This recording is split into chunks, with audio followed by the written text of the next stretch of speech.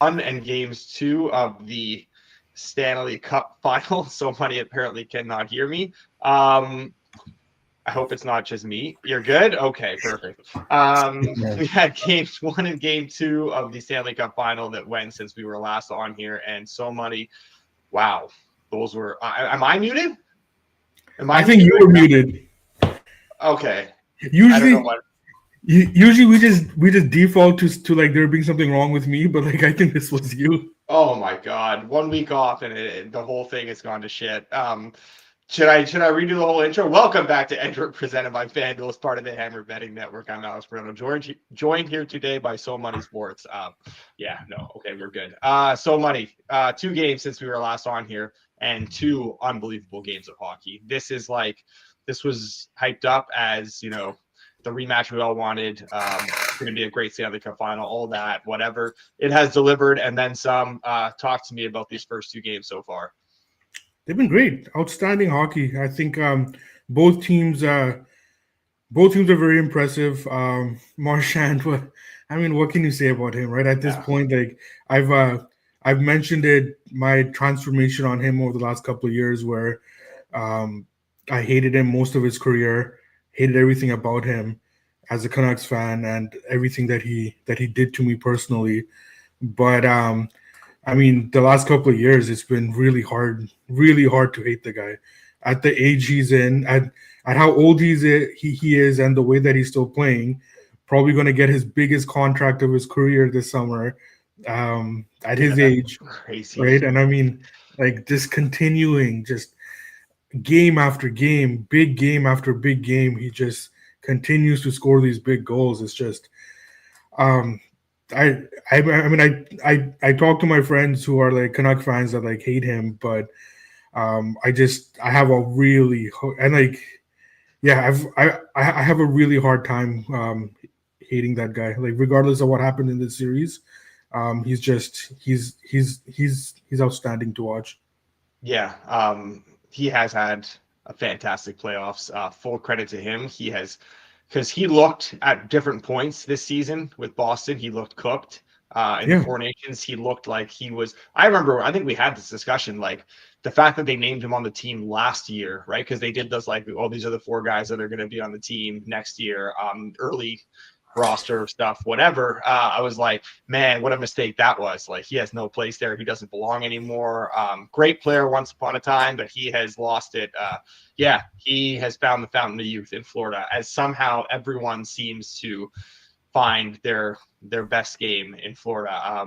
Talk about like Nate Schmidt and look at Reinhard, Verhaeghe, what all these guys have done since they've come over. There are a lot of outcasts that have gone to Florida and completely resurrected their careers or realized, you know, how they need to play to stay in this league. It is truly something special that they have set up over there, development wise, coaching wise, all that sort of stuff. The system, just everyone just kind of flourishes in that. And yeah, Marchand is the latest to kind of benefit from that. 2 games so far that frankly have been just unbelievable. I love watching the like chess. It's like chess on steroids. It's like not like the slow, like let me analyze the chessboard and we're gonna like match your shot for my move and whatever. It's been like you have like a 3-second clock and you gotta move your piece and smack the thing and the timer and it's just been chaotic, but like in the best sort of way. Chaotic in an organized way. Yeah, when Florida's able to get their like sort of half court offense going and get the puck deep and sort of keep the puck deep, cycle it around and just keep, in possession and sort of get the essentially try and hand Edmonton back. They've been really, really good. That is what they excel at, but they have not been able to do that consistently. Full credit to Edmonton.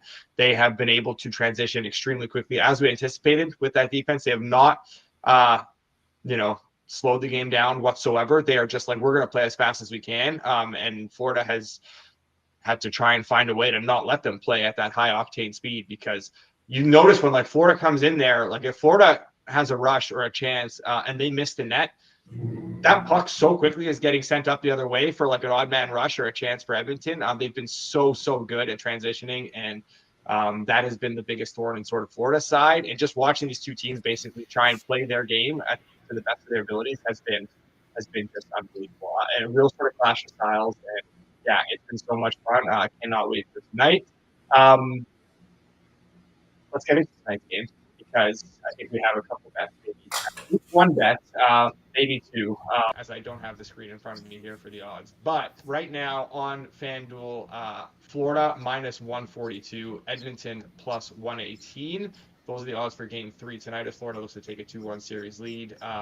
Total of 6.5, minus 122 now to the under, plus 100 to the over. This has taken a little bit of money to the under since open. There were some like minus 110, minus 115, 6.5s that are no longer there for the under. We're seeing like kind of minus 120, under 6.5 is sort of best prices in market. Basically right around where FanDuel is right now. As I see kind of Edmonton take a little bit of money in front of our eyes as well right now. So money. I know I don't even need to ask you because I know what side we're on in this game. Once again, why don't you just tell us why? Well, I feel the same way that I felt after game 1 against Dallas, right? I don't see anything from the Oilers that's making me concerned aside from health. If there's injuries that we don't know about, Ryan Nugent-Hopkins status, those are the kind of things that concern me. In terms of the play on the ice, I'm not seeing anything that makes me worried. The Oilers are playing their game. When this series is 5-on-5, the Oilers are generating more. They're able to get out on the rush more. What would concern me about Florida is that Florida wants to forecheck. They want to get in on your defense.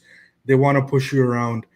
What they're finding is that's not as easy to do with an Oilers team that is prepared for it and that went through it against, to a lesser degree, against the Kings and Vegas as well. Those were two teams that wanted to play that way as well, and the Oilers were still able to get out on the rush, and they were still able to generate. Oilers have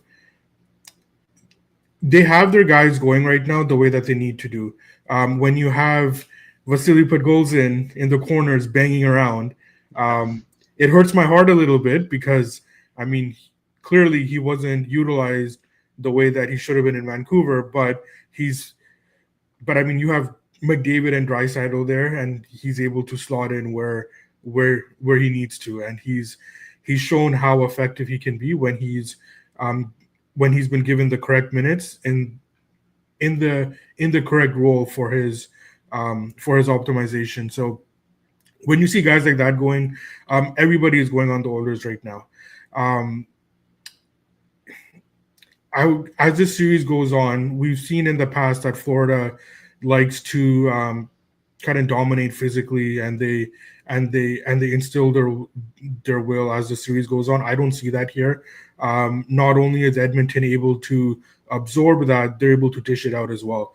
So so I think the Oilers are fine from the physical standpoint on ice. As the series goes on, I would expect we see more 5-on-5 play. Less special teams, and I think that as long as this series is being played 5-on-5, I think that favors the Oilers quite a bit. Right, so there's that, and then of course we've seen this. You know what I'm going to talk about as this series goes on. Skinner is just going to keep getting better. Right, we have ample evidence of this now, where just get through the first 2 or 3 games of a series. And then let Skinner do his thing. So I'm talking about Stuart Skinner here, right? So yes. Jeff Skinner. Let Jeff Skinner cook too. He might get into the lineup tonight, but I think as the series goes on, Skinner's going to keep getting better as well. So I respect Florida. Obviously, anything can happen. Like Florida's going to keep coming. I don't think Barkov is going to continue playing the way that he has been playing. He hasn't been playing poorly, but he hasn't been giving them offensively what he should be, right? And then we're also expecting Marchand to carry the load as well. He could. I gave him his flowers earlier in the show, but at the same time, it's hard to envision him playing at this pace, making up for the other Panthers' offensive deficiencies right now throughout this whole series. So if they don't get their other guys going, then I think we'll start seeing Florida have trouble generating offense here. Yeah. Big thing for me here as well is like both of these teams absolutely thrive on the road. We've seen that all playoffs. We've seen Edmonton really change their approach a little bit. Defensively, they've been so sound and they've been so lethal offensively on the road. Really just like discipline hockey. Florida gets away from things a little bit at home, which is strange for a team that should really technically thrive on controlling the matchups. But they have not been the same team. They have been very much a team that has excelled away from home in this. I don't know what's going on with my microphone as I see people here in the chat talking about it as well. But yeah, I'll try and turn it up a little bit. So I think at home, Florida has not been the same team throughout these playoffs, especially as we've gone like later on in the second and third rounds. We've seen them just get away from home and just do exactly what they need to do in order to win these guys. I don't know what's going on with my mic, guys. I have literally no idea. I don't know what to say. I don't know how to turn it up. I will leave it mostly to you then here, Soman. Is that better? Can you hear me? I can hear you fine. I don't know what it is then. On the road, I'll keep it quick then. I like Edmonton on the road here quite a bit. I like what they've done away from home under Knobloch. They have been very disciplined and very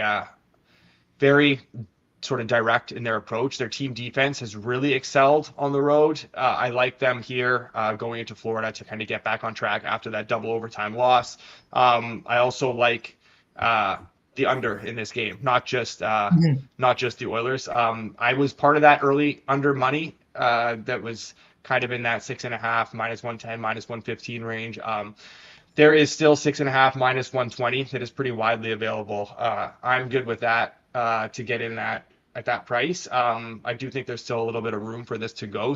I think maybe we will see a little bit more money come in here.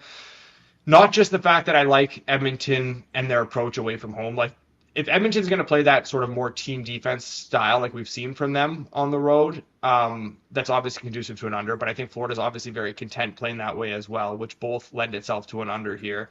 But the fact that as we get later in the series, you talked about Stuart Skinner, how he gets better as the series goes on.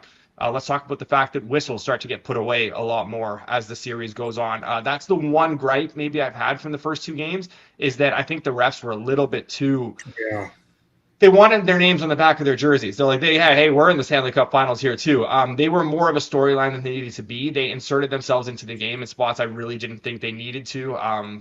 Very, very quick to the whistles, quick to put their arms up early in those first couple of games. And like, I don't know if they were trying to set the tone or whatever, but it was a little frustrating. They needed to, like Connor says, they needed to swallow the whistle. That was the one kind of complaint I had from otherwise like a fantastic first two games. I do think we'll start to notice a trend. There were a lot of people complaining about that. I do think the league obviously doesn't want that to be a storyline. Let these teams play. Obviously, like, there's a line and, don't let the egregious stuff go. But like they don't need to be calling things as tightly as they have been through two games. And typically we see that throughout all series. Never mind just the Stanley Cup Finals, but throughout the entire playoffs. As we get later into series, the refs do start to put the whistles away a little bit more. So I'd expect that to start a little bit here. And all that kind of lends itself to an under. So I bet the Oilers tonight, and I bet the under tonight. Under 6.5, minus 120 or better. Oilers, I would take, honestly, you don't need to, but I think plus 115 or better is completely fine. You can't even find a plus 115. All you can find is better right now. So I don't know about you. What's your sort of cutoff point here for the Edmonton price? And what is your thought on this total? So the Oilers down to plus 115 for me, and then on the under, even six plus money is fine. Mm-hmm. I do like it up to minus. So I'm just updating the chart here. So up to minus 121, I would take it on the under 6.5 or a 6 plus money. Yeah, I agree with you. I think that we should start getting tighter, not in terms of the score, but in terms of the play on the ice. And I think that The Oilers have shown that they can play these games. They have no problem with playing these games. They've shown us that the last couple of years now, especially this year. So I think the Oilers are fine with it. Charles mentioned one of the storylines here is that Knoblaw is not concerned about matchups, and we're seeing that, right? We saw there were many times I was watching the game one with my buddy, and like he was saying that there were times when like you would think McDavid's line would be on, but it wasn't, and they would just have like a defensive zone face-off without him being on the ice, right? So he's not worried about matchups. We'll see how Paul Maurice plays it today. But yeah, I like the under. I think that it's going to start tightening up. And with the refs, just a quick note on the refs. It's not it's the inconsistency that bugs me, and it's also the fact that as the series goes on, it's natural that the whistles are going to get less, right? So and with these teams, these playoff veteran teams, they're not going to change the way that they're playing, right? So from a ref's perspective, if you're thinking that you're setting the tone for a series early on by calling a bunch of penalties, I think that's just futile because nothing's going to change on the back end of the series anyways, right? So either call it the whole way, which we know you're not, or just call it the way that you would call it in games 5, 6, and 7. Yeah. Oh, sorry, we lost you there for a split second. I completely agree. I want to also touch on that matchups thing because that also lends itself to why Edmonton has been, I think, so effective on the road. There's been a lot of stuff that kind of comes into play for that. But the fact that they don't have to worry as much about matchups, and it's not like, well, they're so, their success is based entirely on getting McDavid out against the right guys at home, getting Draisaitl out against the right guys at home, getting a shutdown line against, the other team's top line. It doesn't matter. They're able to just go out there and roll lines, sometimes throw them in a blender, get McDavid and Draisaitl out there together, whatever they need to do. It is working for them right now because they have everyone firing. That's why I think going from Edmonton to Florida here is not going to have much of an impact on them, and we've seen a drastic switch in the price for this game, like a pretty significant adjustment, honestly, compared to where it was in games 1 and game 2. There's way too much accounting for home ice right now that I think is being drastically overinflated in the market, and we're just kind of taking advantage of that here. I want to talk about there's a lot of point prop stuff I see from Hal and James and Paul and stuff like that in the chat. I want to get into some of the player prop stuff and also some Conn Smythe stuff. We'll have a discussion around the Conn Smythe quickly. Before we do, just a reminder that nothing hits like playoff hockey and a repeat championship matchup. The Stanley Cup Final runs through FanDuel, your home for live bets, with new features like live SGPs, build a parlay, any game, any period, or stack multiple matchups onto one slip with same game parlay plus. And what's better than the Stanley Cup? Stanley Cup Hockey Overtime. We have got 2 of those already. Get more from the game with live overtime markets. Right now, new customers can kick off the season with 200 in bonus bets if your bet wins. Just place any $5 bet and you'll get 200 in bonus bets if your bet wins. Download FanDuel today and get more with North America's #1 sportsbook. Please play responsibly. Must be 21 plus in present in select states, or 18 plus in present in DC, or 19 plus if physically located in Ontario. Bonus issued is non-withdrawable bonus bets, which expire 7 days after receipt. Restrictions apply. In terms of sportsbook.fanduel.com. Gambling problem? Call 1-866-531-2600 or visit connexontario.ca. Call 1-800-GAMBLER or visit fanduel.com/RG. Call 1-888-789-7777 or visit ccpg.org/chat in Connecticut or visit mdgamblinghelp.org in Maryland.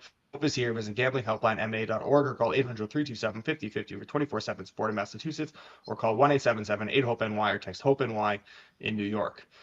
All right, let's start with some. I had an interesting discussion about. We'll start here with Connor's thing. Thoughts on Leon's Conn Smythe being priced at 6-1 right now? Surprising the difference between him and McDavid, with Leon having 3 goals. So I was talking about this with former producer Zach the other night. I think it was Thursday. It was before game. Pretty sure it was before game 2. And I obviously have some Draisaitl investment from earlier in the playoffs, from the conference finals again, and then I added again just before the Stanley Cup finals. And then you think, Draisaitl scores the overtime winner in game 1. Fantastic. We're getting closer to a Draisaitl, closing the gap here. Yes, Draisaitl has 3 goals.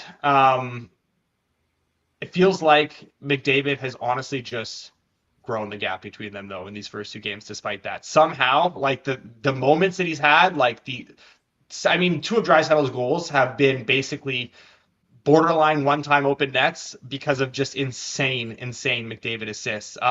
So it feels like, oh yeah, Draisaitl's had his big moments. He had his overtime goal. He scored some big goals. It's like, yeah, but like McDavid is still having a say in those. Honestly, coming into the series, I thought that Draisaitl had a better chance than the odds sort of implied. And through 2 games, you'd think, okay, well, he's done his part. Like, hey, you're getting closer. I feel like we're further away from Draisaitl. I honestly feel like McDavid has pretty much locked this up if Edmonton is going to win the cup, which I believe they do. I don't know if we're quite at like a bet on McDavid. Conn Smythe is basically the same as a bet on the Oilers to win the series, but like I don't think we're far from that at this point. What are your thoughts on that? Because the price, honestly, between the two is virtually identical. There's not much of a discrepancy there. Do you agree with that? I do. I think that so I did bet Draisaitl as well before game one.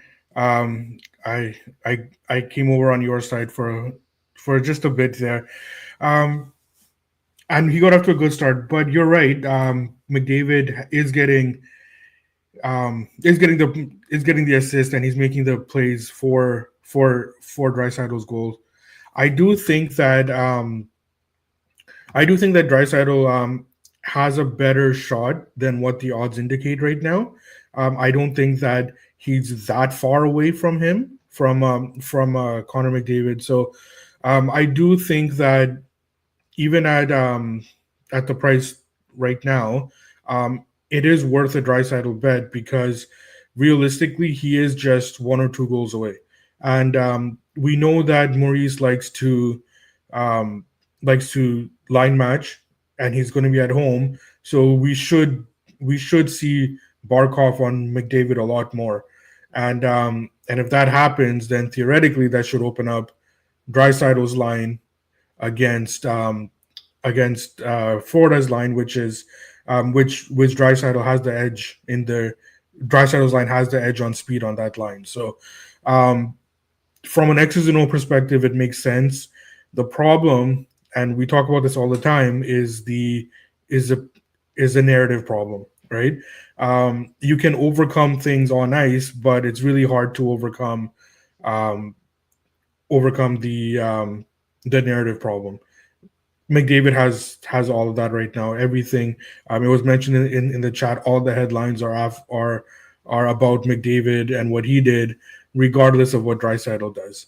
And on the other side, Marchand as well. So I think that if Florida wins, I think that I, I would have said Bennett is the leading candidate, but I think that Bennett is having a narrative problem as well. Um, I think that Marchand would be the bet there if Florida wins, and at 20 or 25 to 1, whatever it is right now, I think that that's worth a bet.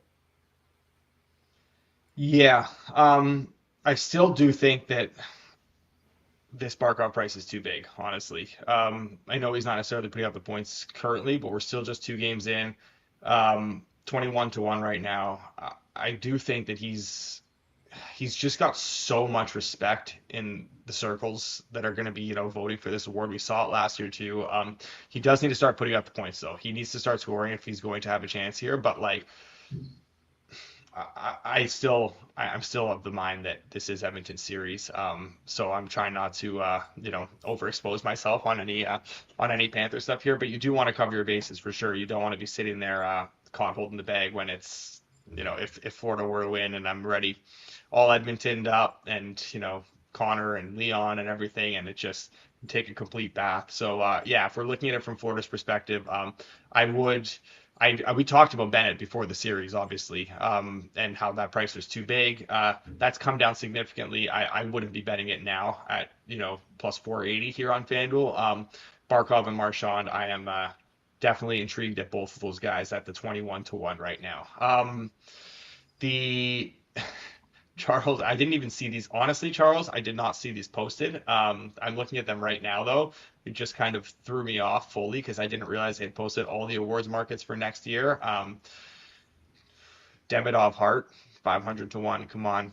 Oh, Uh, come on, man.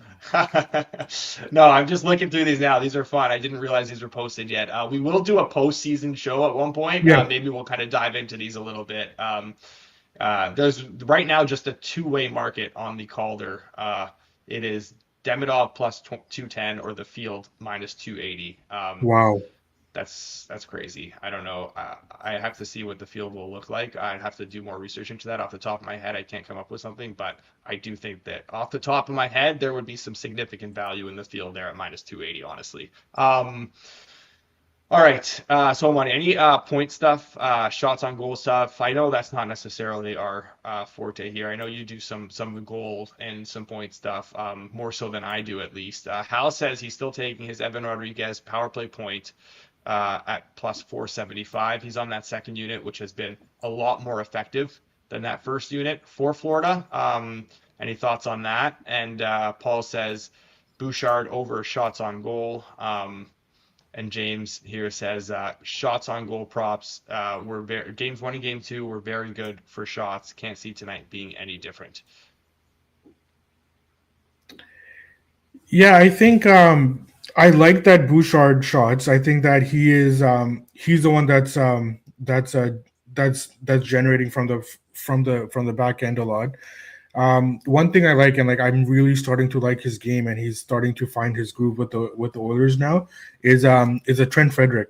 I think that I just want to pull up his. I saw Friedman also talk about how sounds like he might be sticking around in Edmonton beyond this season, which makes a lot of sense. The fit there has been pretty great for him. Yeah, he stood out to me as a potential candidate to score tonight. Just want to see if there's any markets up for him though. Yeah, we got 13 to 1 there. Yeah, so I will be betting that.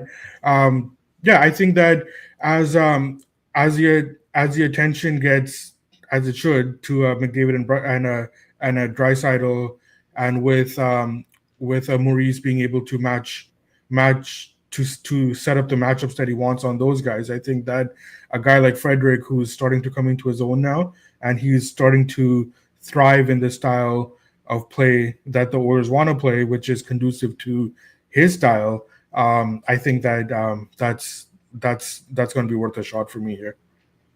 Yeah. Okay. So I like that look honestly quite a bit. He's on that Henrique and Connor Brown line. Yeah, I definitely do like that. No power play time for him, but nonetheless, you're getting 13 to 1 on a guy who's been kind of knocking on the door a little bit. Charles just ruined my morning. Honestly, I'm going to be diving through these future markets now. I'm just going to be looking at all these awards markets for next season. I can't imagine the prices are all that great so far. There's probably some real value in those. We will get definitely talking about those at one point in the next week or two. Nico Mikkola is scoring a goal tonight. Charles, if he scores a goal tonight, all the credit to you. That would be, what's the price there? That is 16 to 1 right now on Mikkola. Really. All right. Anything else you wanted to throw in there, So Money, before we head out today? No. Go Oilers. Go Oilers. I think that it'll be another good game. And 3-1 Oilers. 3-1 Oilers tonight would be great. Let's do it. Or make it 3-0. And sure. Yeah, let's make it 3. Let's make it 3. I want Skinner to get a shutout here in this series. All right, I'm down for that. I better get a cut from his next contract. Yeah, seriously. His agent's probably going to be cutting clips of you talking about him on this show to negotiate the next deal. Be like, see, there's people out there who very much believe in him. Yeah, I can't believe how far the pendulum swung on Skinner early in the playoffs. Like, we haven't seen this before. I don't know. It seems like a crazy overreaction. He's a gamer. Hopefully he can keep it going here. I do believe in him, though. I do think he can keep it going. In terms of the next show, not sure. We'll keep everyone posted through Twitter. It'll either be Friday after Game 4, before the Game 5 on Saturday, or it'll be maybe Monday before Game 6. Although, as we were talking about before the show, maybe there won't be a Game 6. Maybe maybe there won't be a Game 6. Seems a little bit unlikely right now, but I think So Money still very much believes that that's the path we're headed down. Who knows?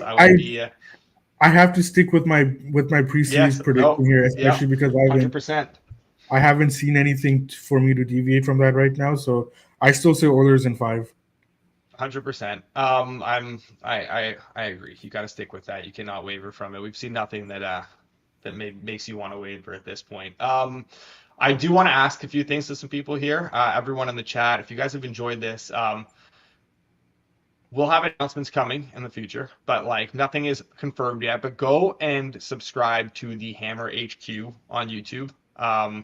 Maybe some exciting things coming there involving some of the Edgework people as well for next season. And in case, we don't get on here again at one point soon or whatever, if you're not watching the next show or whatever, go ahead and subscribe to the Hammer HQ on YouTube. It is not active right now in terms of news content being put out there, but there is stuff coming in the near future, so you won't want to miss that. Definitely get in there. And also, keep an eye out on Twitter on the Hammer HQ as well. Some other exciting things coming on. Maybe trying to grow our community here. A place where we can all kind of talk hockey and talk sports together. Not just in the YouTube chats, but outside of the shows as well. A chance to interact with us, the Forward Progress guys, all that sort of stuff. Definitely keep an eye on that. We want to have a place where everyone can kind of interact and engage and just talk betting and talk sports with each other. So we'll be having more info on that stuff in the coming weeks as well. A lot of exciting stuff coming later this summer and as we get into next football season. So keep an eye on those things. Hammer HQ on YouTube and Hammer HQ on Twitter. Appreciate everyone for tuning in today. So Money, thank you very much. Let's go Oilers tonight. We will be back either Friday or Monday. Stay tuned for Edgework HQ on Twitter. We'll keep you guys posted as to when we will be back for the next show. But this will definitely not be the last show of the season. You have our word on that. And no, it is not a Spaces. We will not be launching a Twitter Spaces. No, we will not. Maybe a poker game. We have a couple of guys in Flup and stuff who I think have some expertise in running these poker games now. I can't. I honestly could not pay attention to it. I couldn't keep up. I couldn't even keep up. I couldn't pay attention. I just couldn't care. I was like, I can't do it. It got so out of hand. And then seeing the elf tweets and this green NBA green. I don't know, man. These people are the nut low. It was rough. I will not give any oxygen at all. No. But it has nothing to do with any of that stuff. We're talking a Discord, something like that, where we can all kind of congregate together and talk outside of these shows. And you guys can just, throw stuff off each other. Basically, we want to just turn this. We have such a great community in this chat, and in our other chats, in the Hit the Books chat, Forward Progress, all that stuff. We want a place where we can just kind of bring it all from the shows into another forum there that can kind of stay active all the time. So we're going to look into doing something like that. And in terms of the Hammer HQ on YouTube, looking at a fun new show potentially launching in August or September of later this year. So stay tuned for all that stuff. We will be back either later this week or early next week. We'll keep you guys posted on that. Until then, enjoy the game tonight. Enjoy the game on Thursday, and good luck on your bets.